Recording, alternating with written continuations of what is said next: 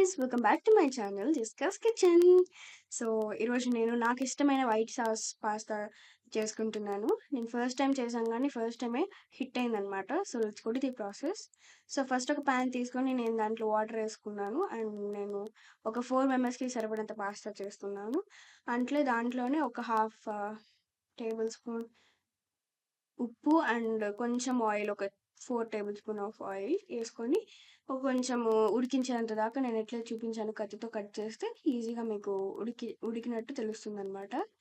So అది మనం change చేసుకున్నాక నెక్స్ట్ అదే ప్యాన్ తీసుకొని దాంట్లో బటర్ వేసి మైదా వేసుకొని నేను ఎట్లయితే చూపిస్తున్నానో అలా మిక్స్ చేసుకోవాలి. దాంట్లోనే పాలు వేసి మళ్ళీ మిక్స్ చేసుకోవాలి.